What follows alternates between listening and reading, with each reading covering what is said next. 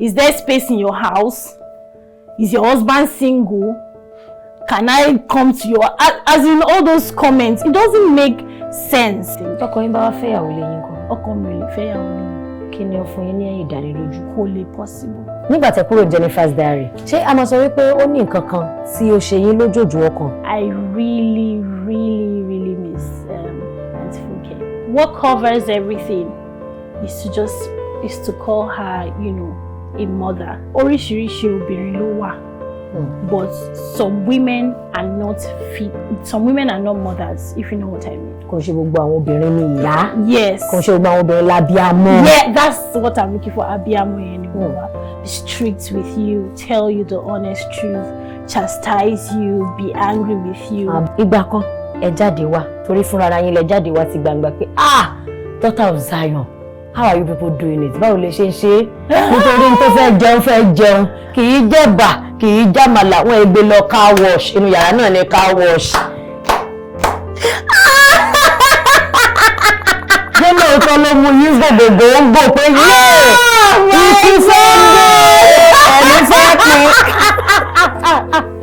The older you get, the more your hormones start to deal with you. Like, they are not playing with you. They are like, what are we really doing right now? Like, what's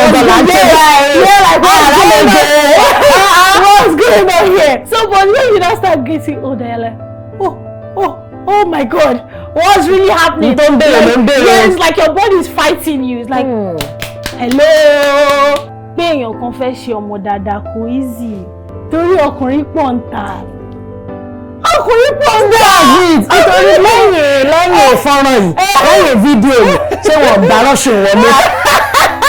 Ṣé èmi àárín èmi àti ghetto girl? Wọ́n gbá rọ́ṣù wọlé. That's those girls. Àmì Jésù. That's those girls. Tó bá fẹ́ dogun kó dogun, ó ṣe.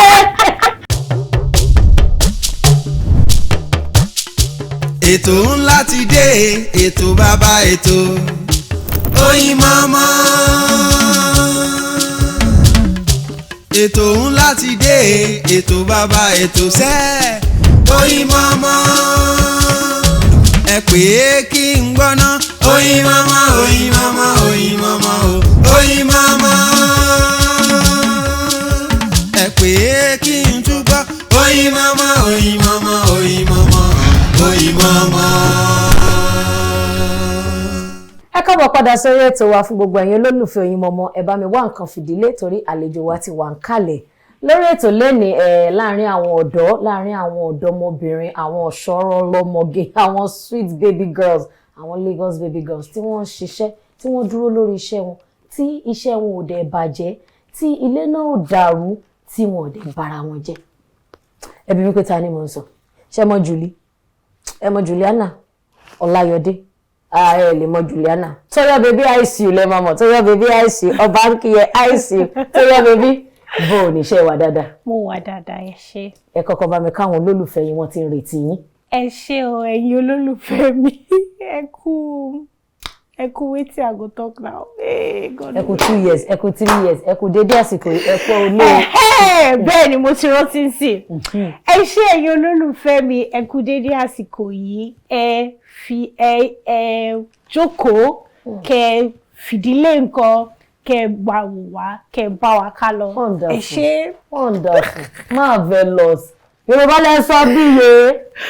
Ó dẹ̀ mọ Yorùbá sọ. Ó ti ẹ̀gẹ̀ nímọ̀ pé máa ń sọ Yorùbá torí ta bá ń ṣe ìfọ̀rọ̀wérọ̀ báyìí Yorùbá náà lẹ máa ń sọ. Bẹ́ẹ̀ ni mo máa ń sọ Yorùbá dáadáa. Ẹ mọ̀ tí mo bá ń sọ naturally bóyá mo fẹ́ ṣe video or something, ó máa wá naturally, but tí n bá wà níbi tí mo speak English tí mo rò pé tí mo fẹ́ fi attention yẹn sínú Yorùbá yẹn, so it makes me too conscious of it other than just yes mo fẹ́ sọ but if I tí mo bá kàn fẹ́ ṣe video mo kàn máa ń rántí àwọn ọ̀rọ̀ tí mọ́mì mi máa ń sọ, so mo kàn máa fi yẹn sí pé I know this one, let me say this one. a ṣì máa lu ọ̀rọ̀ mọ́mì náà bí I know this one, you will say this one.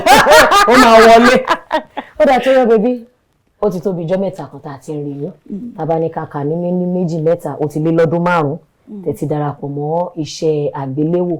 Mo mọ̀ wípé àwọn èèyàn kan mọ bẹ́ẹ̀ ṣe wọlé tó rẹ̀ ti sọ láwọn ibì kan. àmọ́ torí pé ẹ ṣẹ̀ wá bá wa lálejò fún ìgbà àkọ́kọ́ lórí ètò Oyinmomo ẹ fún wa ní ìtàn yẹn ráńpẹ́ bí ẹ ṣe wọnú ẹ̀ka ìdárayá. Ráńpẹ́ ó ti ju ọdún 5 lọ. So báwo ni mo ṣe bẹ̀rẹ̀? Ìgbà tí mo ṣe tán ilé ìwé ni mo bẹ̀rẹ̀ sí ní máa ṣe film. So nígbà yẹn ni ọ̀rẹ́ mi ló sọ fún mi pé audition kan wà tó ń ṣe. Ìgbà yẹn mi ò rò pé mo máa ṣe film rárá, mo rò pé mo máa ṣe newscaster. Oníròyìn. So that's it, oníròyìn. Exactly. So ọ̀rẹ́ mi wá sọ pé Julie ó dẹ̀ mọ̀ bó ṣe ń ṣe kí o dẹ̀ lọ for audition. Mo sọ pé mi ò ní lọ. So ọ̀rẹ́ mi ló wá register mi for audition kan tí mo wá lọ fún audition mi. Ìgbà tí mo débẹ̀ mo rò àwọn èèyàn tó pọ̀ gan. Mo ní mi ò mọ̀ pé èrò máa ń pọ̀ báyìí tó bá ń ṣe audition ni. Mi ò dẹ̀ like èrò. Mo ṣáàdúró mo ṣe audition mi mo dẹ̀ lọ. Wọ́n dẹ̀ pè mí padà. Ìgbà tó fi pè mí padà yẹn iṣẹ́ tá ṣe yẹn ni iṣẹ́ àkọ́kọ́, like the first official movie tí mo ṣe. Then back and forth going for different auditions. Ọmọ náà wọ́n máa pè yín padà, wọ́n ní pè yín padà, èmi wọ́n máa pè yín padà, oríṣiríṣi ẹ ṣáà máa lọ káàkiri. Then ọ̀rẹ́ mi kan tún wá sọ fún mi nípa audition Everybody Loves Jennifer by BlackBerry BC broadcast message. So Everybody Loves Jennifer, the Jenifas Dairy. Jenifas Dairy, ẹ má bínú mo sọ Everybody Loves Jennifer. Ó láti mo mọ̀ bóyá la gbé lọ́wọ́ bá tó ń gbóná fẹlifẹli. Jenifas Dairy ni mo fẹ́ sọ.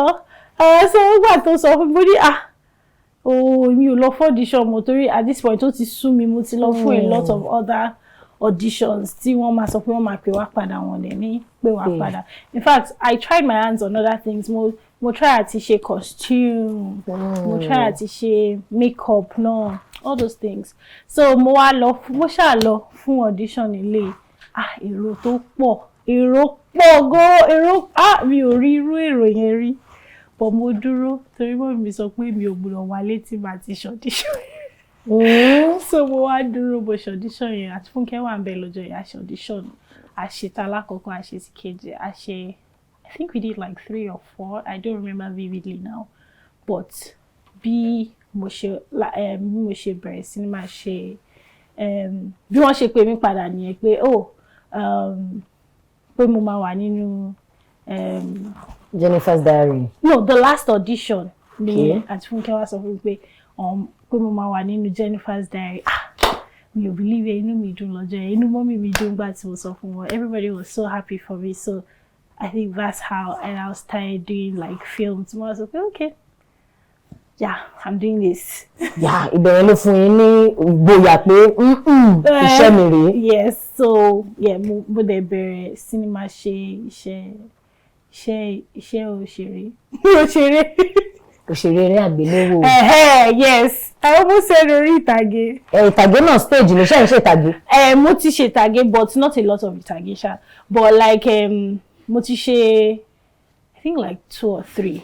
Ìyẹn máa ń wà very exhausting torí ẹ máa lọ fún rehearsals over and over again, but film is more. Ìyẹn dẹ̀rẹ̀ rẹ́jọ sínú photo as you post na so you go show. Yes. Film editor sì lè bẹ ẹgbẹ́ pé àwọn èèyàn ṣe dáadáa lè jẹ́ àbò láṣìírí. Tó a jẹ́ pé kò nílò kí n béèrè pé ìhàwọ̀ lè mọ́mí àti dáàdì kọ sí torí ẹ ti sọ gan pé mọ́mí ti sọ fún yín pé ó bá tradition yẹn má wà lé o. A jẹ́ pé wọ́n nífẹ̀ẹ́ sí.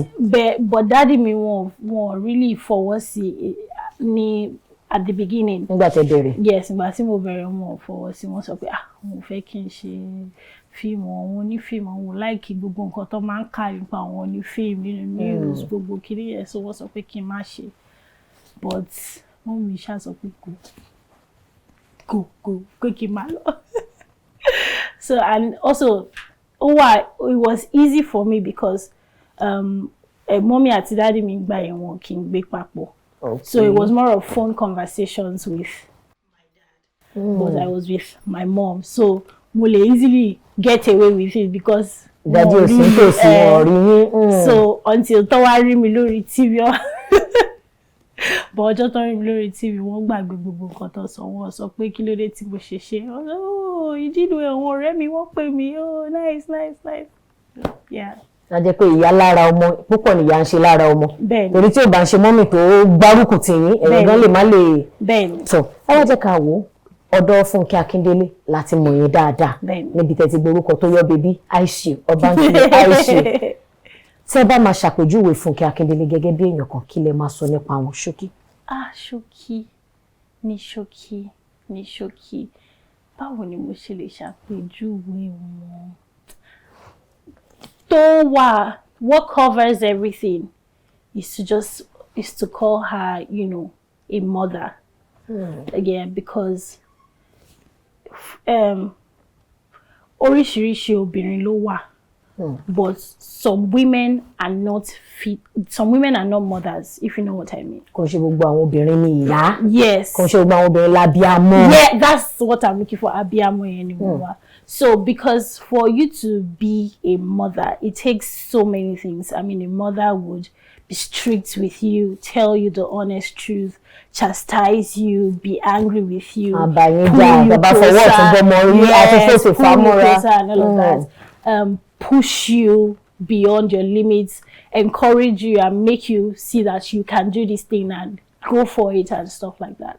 Owó ìpọ̀ gbogbo nǹkan tẹ́ ń gbìyànjú láti sọ ìyá ló máa bá ẹ dárò ìyá ló máa bá ẹ dámọ̀ràn ìyá ló máa tì ẹ́ lẹ́yìn ìyá ló tún máa sọ̀rọ̀ ìwúrí fún ẹ àfọwọ́ ọ̀tún bá ẹ wí á tún fi tòsì fà á mọ́ra pé rárá má ṣe báyìí rí báyìí. Gbogbo nǹkan tí mo sọ yẹn àti jù bẹ́ẹ̀ lọ tí mo ṣe lè ṣàpèjúwe wọn nìyẹn wọ́n dẹ̀ jẹ́ ẹni tó máa ń ṣiṣẹ́ wọ́n máa ń fi gbogbo ara gbogbo ọkàn ṣiṣẹ́ wọn kì í fi iṣẹ́ wọn ṣe rárá. She's extremely hardworking and she's a go-getter. So wọ́n jẹ́ nǹkan tó jẹ́ pé tó bá ti fi ọkàn wọn sí pé bá ṣe máa ṣe kíní ire tó máa wà excellent tó dẹ̀ máa jẹ́ nǹkan tó like just exceptional. Yes, wọ́n máa ṣe by all means. Yeah. Aunty Julie, ẹ wá jẹ́ ń bi kí ló dé ẹ gbọ́ rí? Aunty Julie. Ẹ̀gbẹ́ni tó pè láti Julie rí. Àbúdá yí padà lọ sígbà kékeré. Ó dà kí lẹ rántí. Ẹ já mi. Mo rántí bí àwọn èèyàn ṣe máa ń pè mí ní Aunty Julie. So mo máa sọ pé kó má sọ pé Julie. Torí Julie yẹn máa some type of way. So mo máa force wọn láti sọ pé Juliana. Or just say Juliana. Don't say auntie, just say Juliana. I don't know why. Àwa Yorùbá ni Aunty Julie. Aunty Maria, Aunty Maria, Aunty Chuck, Aunty bẹ́ẹ̀ náà ni ó dà. Ẹ wá jẹ́ ká wò nígbà tẹ́ kúrò ní Jenifas Dairy. Ṣé a máa sọ wípé ó ní nǹkan kan tí ó ṣe yín lójoojú ọkàn pé kíní torí pé mi ò sí lára wọn fúngbà díẹ̀ yìí bí mi ṣe rí kíní ṣe àbí nǹkan báyìí ni mo miss nípa bí mi ò ṣe sí nínú Jenifas Dairy ìyẹn fúngbà díẹ̀ tẹ́ fi yẹra. Yes. Nǹkan kan mi ò rò bí how do I say this? I think the first thing is I really miss Aunty Funke because she's just, you know, Aunty Funke is too. When you're just around her, you just know that you're around the life that she gives. I can't really explain it, but I really missed Asha. That was the first thing that I missed. And I think that just being with other people on set, the director, because you know, series ni. So over time, you already see each other as a family.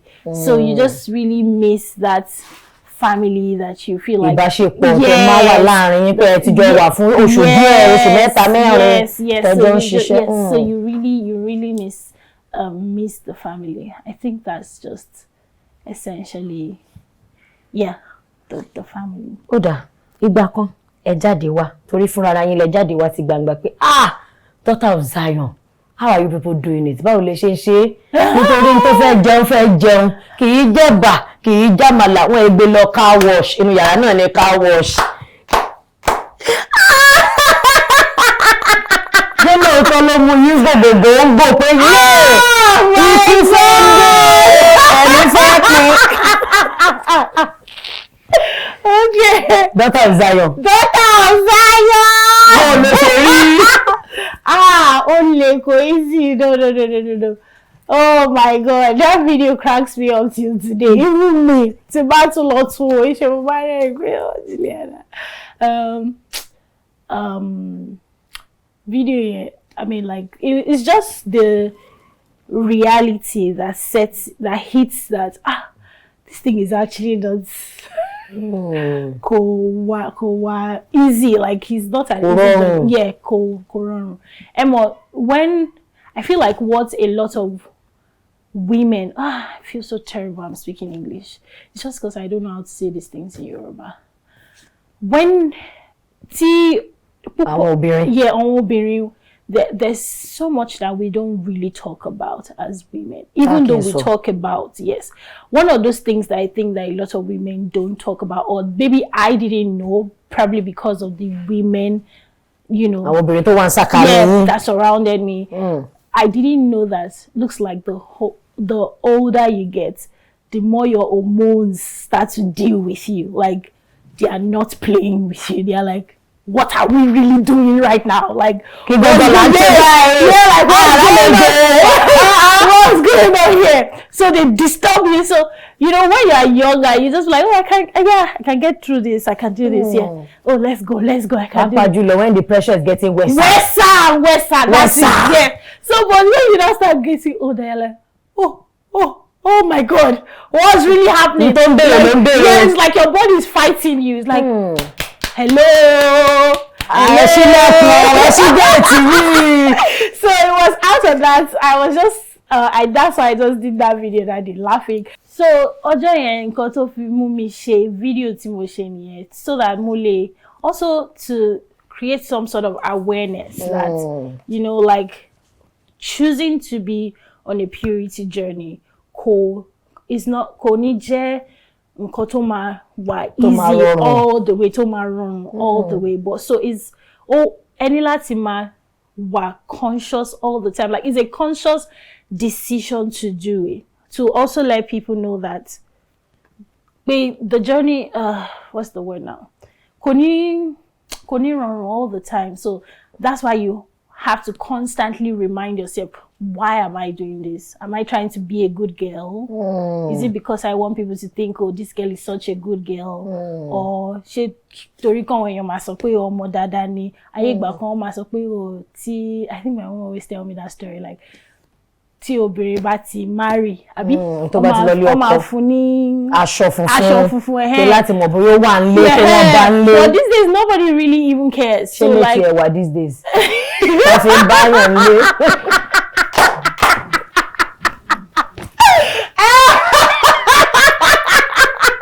No house again. Oh my God, no! So yeah, so you just really have to remind yourself your why. And this is what I always tell people, because I know that the culture these days and there's so much has changed in our world. Ilé ayé ò rí bó ṣe jẹ́ tẹ́lẹ̀. Nígbà tí ọ̀dọ̀ mi ò dàgbà, mi ò kì í ṣe arúgbó, bọ̀ nígbà tí àwa ń dàgbà, tó bá sọ fún wa pé ká jókòó síbẹ̀ yẹn, a ò ní sọ pé kí ló dé, a ò ní sọ pé why should I sit there? Tí bá sọ fún our nieces and nephews mi pé don't go there, why shouldn't I go there? Nǹkan tó bá kọ́kọ́ béèrè lọ́wọ́. Kí ló dé ìṣègbè lọ́dọ̀? Kí ló dé má fọkàn, kí ló dé tí mi ò ṣe ní fún ọ? Wọ́n dẹ̀ lọ sọ fún ẹ pé èèyàn kọ́kọ́ kan sí náà so ṣe bí mi. But àwa kí like so it's just the world has changed such that people are more information were all over the place. There's the internet, everybody putting out different content and opinion out there, and so it's not the same way it used to be anymore. However, if in this generation you choose if you choose okay, I want to do purity, then it has to be beyond wanting to be a good girl.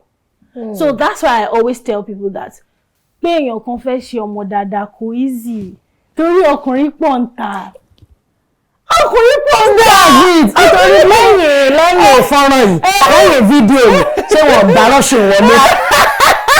Ṣé èmi àárín èmi àti gẹ́tò gẹ̀? Wọ́n gbá rọ́ṣù wọlé. Ilẹ̀kùnrin ẹ ṣí fún wa, ẹ jẹ́ ká lóògùn ọ̀. This one is 4 years.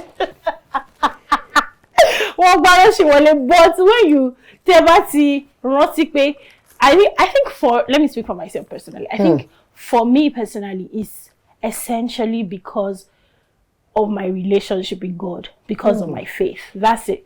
Because if not, long time ago, I would not, I would be like, okay, it's okay now. Let me move on from here. But I think essentially because of God and my relationship with God, which, is like the most important aspect of my life. So yes, that day, it's not always easy, to be honest, because everything is just... when you see herbs, daughter of Zion will fall. There are sometimes that daughter of Zion, Tori ma trigger certain things in you. So multi restrict a lot of things. Timo mango,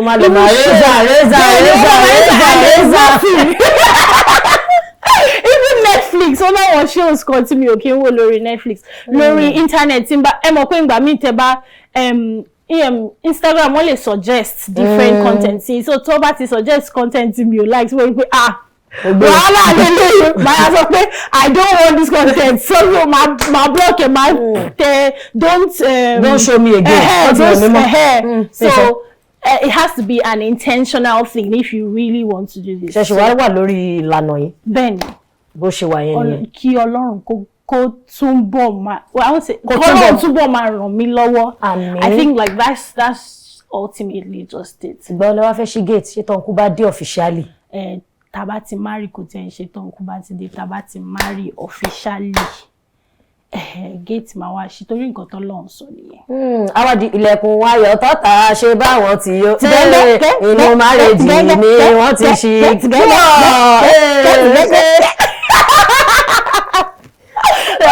Ẹ dárúkọ ìlú mẹ́wàá tó wà ní ọ̀dọ̀ àwa Yorùbá ní ìwọ̀ oòrùn ń bí.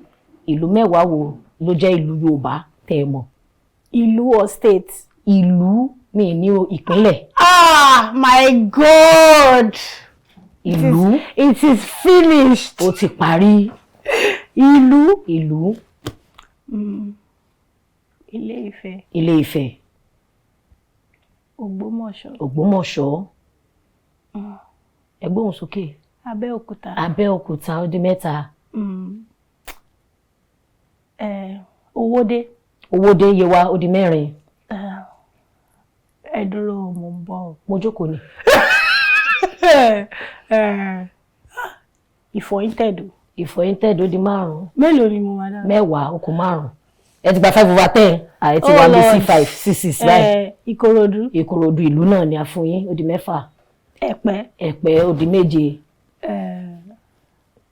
Ṣé for Yorùbá àbí? Ilé àwa Yorùbá náà mo sọ nígbà mi sọ tàwọn àgàtú. Mẹ́ta péré ló kù o. Ó kù mẹ́ta Ọlọ́run báyìí. Kábíyèsí bàbá. Mo ń bọ̀. Ó kù mẹ́ta. Àgbàdo. Ṣé ti Ìjàyè? Ṣé ìlú ní àbí street? Ìlú lágbàdo. Ó yá ẹ dúró.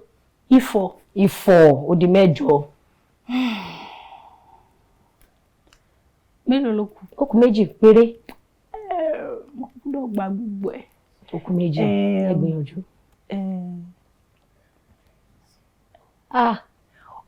Ẹ dúró, mo ń bọ̀. Ṣé Ṣàngó wà ńbẹ̀? Ìlú náà ni Ṣàngó ó di mẹ́sàn-án. Ìlú kan tá máa lọ ń ṣe fíìmù lọ́yọ̀ mi. I can't believe I don't remember. Ìlú. Mo ń bọ̀.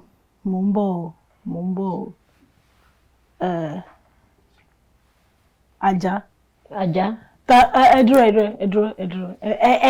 Ẹ mú ti bẹ̀yẹ. Ṣé kí n yí padà sí ìbéèrè kan ṣoṣo kó lè tún rọrùn? Ṣé kò ní lè? Mo ní kó lè rọrùn fún yín tí yín náà ni mo ń ṣe. Tó bá sọ pé àwọn èèyàn kan ọmọ alágẹmọ 16 níbo ló ti wá? Ẹ má jẹ́ àyè. Ẹ jẹ́ ń ṣe last one yẹn, má wọ̀rẹ́. Ká padà sí ibi tá tí ń bọ̀. Bẹ́ẹ̀ni. Ó yá. Last but not the least. Ìsẹ́yìn. I got you. TOYO BABY ṣì wà ń kalẹ̀ pẹ̀lú wa. TOYO BABY ICU. Mo wà. Ọba ń kí ẹ. ICU. Àmọ́ àwọn dáàdi nǹkan lẹ́nu ọjọ́ mẹ́ta yẹn aláwọn nǹkan tẹ̀ tí wọ́n pé òkè ìwà ẹ̀ fẹ́ máa bá tèmi lọ ṣó wà. àwọn dáàdi.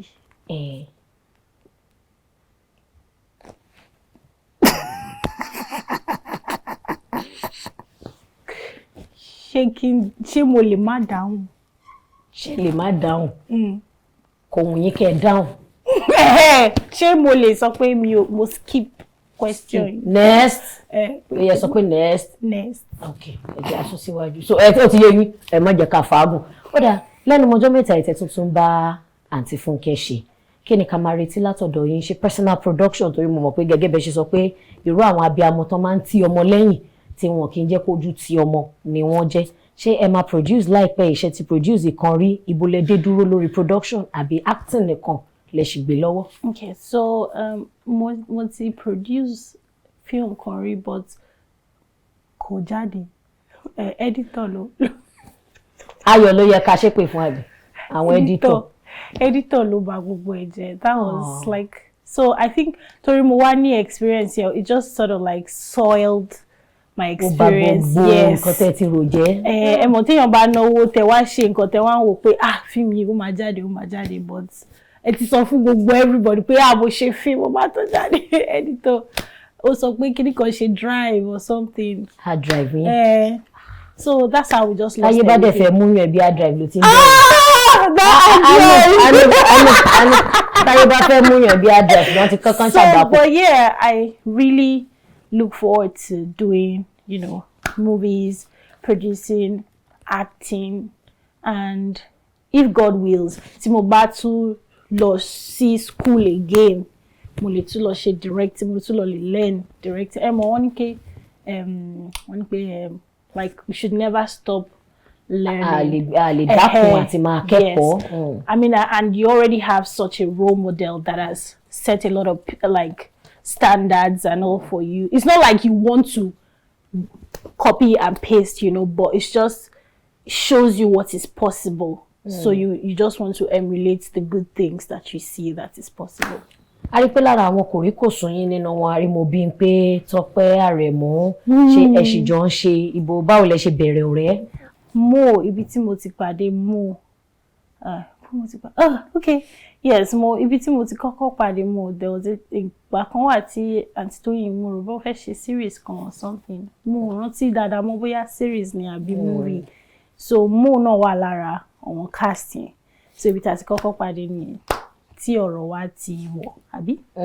And she's a sweetheart, so yes. Then mo meet Tọ́pẹ́ through Mo. Okay. Because film kan tá ṣe ní fún Mo. A ṣe film, then Tọ́pẹ́ was also on the set, so yeah. Okay. Lẹ́nu ọjọ́ mẹ́ta yìí náà ẹ sọ pé àwọn tó máa ń sọ pé wọ́n bá rí fọ́tò ọkọ lọ́kọ wọn wá ní are you single?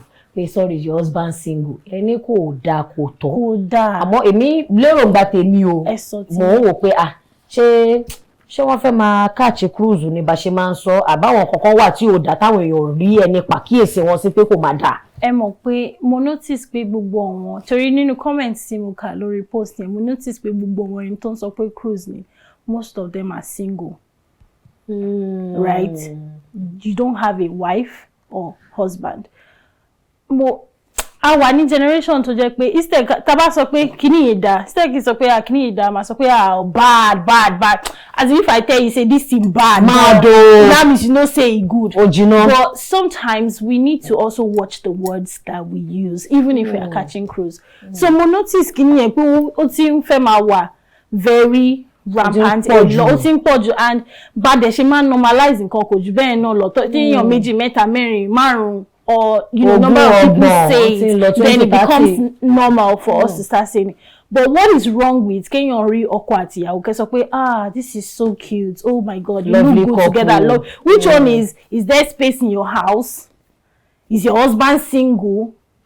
Can I come to your as in all those comments? It doesn't make sense to me. Even me as watching it, I feel like this, yes, like kéèyàn máa kọ irú nǹkan báyìí. Tẹ́ bá notice also gbogbo àwọn couple tó máa ń kọ irú comment ẹ̀ sábẹ́ post wọn. Ó máa wá ṣe video, another random video to say, oh you guys, thank you for the love, but I would really appreciate you stop asking all these questions. mo feel pé for somebody to take time to do that video is definitely getting to them, even if Toba saw in a very light way, so that maybe just not to sound too serious or too offensive. She understand so and then some of these people, they say from clap 9 dance some of those people have also done videos complaining that on some ladies man send nudes see so like I feel like it's just inappropriate. More boundaries, like let's just say boundaries, like if you like a couple, say, oh, more like you, look good together. You have already answered yourself from asking, is your husband single? For you to say husband, you know he's not single. Is there space in your house for me? Is your husband looking for a second wife? Like, stop it. Like, it doesn't make sense. That's just what I really think.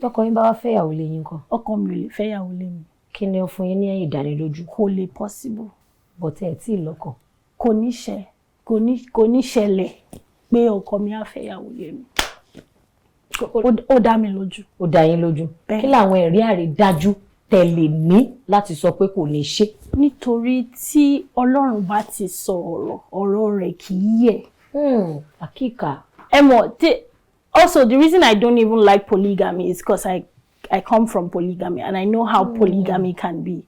So I don't like. No, it's too stressful. So but one day korita tete ri se e ma ye fún wọn ni àbí ẹ wò pé no, our married people tó bá wá sọ pé if I met you, man drop lines like, if I met you before my wife, I would have married. Please, go. Please, you are married. Shift. No chance. I'm not listening. Don't tell me, woman block from you. Fair. Rara. No. So, I'm not interested. It's a no. On all fronts. Nígbà tẹ́dí tó ti wá bàṣẹ́ ti tẹ́lẹ̀ jẹ́ ṣé ẹ tún máa gbìyànjú ẹ̀ lẹ́ẹ̀kan sí. Lágbára Ọlọ́run, there's hope. I mean, like, I do have plans for that. Ṣé cinema, Netflix, Prime, gbogbo la ń lọ.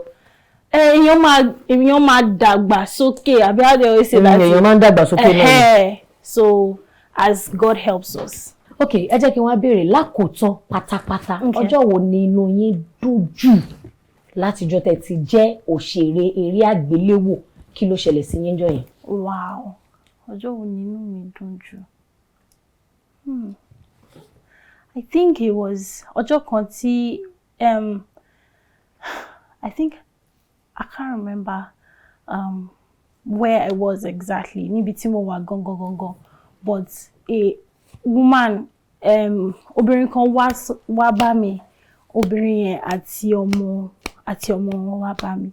Then I think she just wọ́n bẹ̀rẹ̀ sí ní máa sunkún. So ẹ̀rù kọ́kọ́ ń bà mí pé kí ni mo ṣe? Yeah, what's going on, like kí ló ti ṣẹlẹ̀? So wọ́n sunkún gan. Then she now talked about the movie that she saw that I did. Pé the character really touched her. That pé wọ́n go through the same thing that the character was going through at the time, and just watching the film really just helped her, and also often one encourage her to take the right decision. Someone need to take and just move on, and then left, because it was also about relationship where you just stay. Lot of regret that she was able to take the courage and move on, and now she has a child and she was so happy. And I think at that moment, Oko dawned on me, sometimes we just feel like Akonshe is just entertainment. Yes, but it is really like touching people's lives, and people are really watching to learn lessons. So it just made me really see that, oh wow, so I can do something, portray a character, and then that can be somebody else's life, and the person can be like, oh, because I've watched this, I would not take this step. I would do it this way. So it was really, yeah. Yes,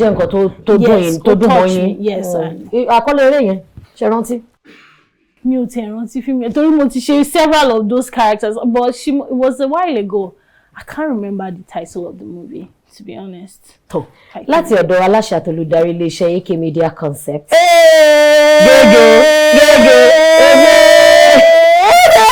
Àwọn ni wọ́n ṣe agbátẹrù àti onígbọ̀wọ́ ètò Oyinmomo.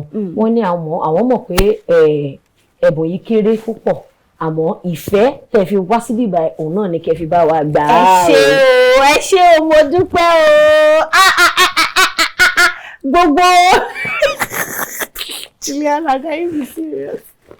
Ẹ ṣé fún ẹ̀bùn tẹ́ fún mi, iléeṣẹ́ yín ò ní jóná o, òkè lẹ máa lọ o, a máa rí yín bá o, tí n bá tún wá lọ́jọ́ mi èyí tó jù báyìí lọ lẹ máa fún mi. ẹ tiẹ̀ mú jù wọlé ni mú tẹ́lá wọlé tó bá ṣe máa fún yín lápò àpò rẹ̀ ti àpò ẹ̀wà ẹ̀yẹ má wọrí. ẹ ṣé mo dúpẹ́ ẹ ṣé. ìṣẹ̀yìn náà dẹ̀ ní ìdíṣẹ́ lágbára Ọlọ́run gẹ́gẹ́ bí ẹ ṣe sọ ọ̀pọ̀ alálùbáríkà lọ́lọ́ máa yàn fún yín èyí tí ò ní dogun gbàgbó. Àmì Jésù gbogbo tó bá fẹ́ dogun kó dogun ó ṣe. ẹ̀yin wọn lórí ètò ìwọ̀n ọmọ àlejò báyìí lọ níbi tí a máa fi àdàgbà ètò rọ̀ sí òun náà lélẹ̀ fún gbogbo ẹ̀yin olólùfẹ́ wa lórí ìtàkùn ẹ̀rọ ayélujára a fẹ́ dúpẹ́ lọ́wọ́ yín pé bá a ṣe ń gbé wá lẹ̀ ń bá wa wò ẹ̀yin tẹ̀ ń kan sára sí wa pé ó dáa ẹ ṣeun ẹ̀yin tẹ́ ń sọ pé ó kù díẹ̀ káàtó náà ẹ tún fi síbẹ̀ ẹ tún gbà síbẹ̀ ẹ tún ṣe bẹ́ẹ̀ ẹ̀yin náà gangan ẹ̀yin ní èjìká tí ẹ jẹ́ kí aṣọ kó yẹ lọ́rùn wa torí tẹ́ ẹ bá pàkíyèsí wa sáwọn nǹkan kan yẹn báwo làbá náà àwa náà báwo la bá ṣe túnra mú orúkọ tèmi ò yípadà Olúwadámilọ́lá ọmọ Bánirẹ́ gẹ́gẹ́ bí mo ṣe máa ń sọ fún yín tó bá jẹni tó ń wa ọkọ̀ má mu ọtí tó bá jẹni tó mu ọtí má wa ọkọ̀ fẹ̀kàn tẹ́lẹ̀ èmi dájú èrò dẹ̀ pọ̀ ní ayé so ìwọ tó bá sọ wípé 6 feet down below ló fẹ́ lọ gbalé sí fúláàtì òwọ́n ń bẹ̀ yẹn o handkerchief ṣẹ̀ wọ́n ni ó ṣẹ̀ di 300 naira má dẹ́ni ara ẹ̀ légbodò ire o.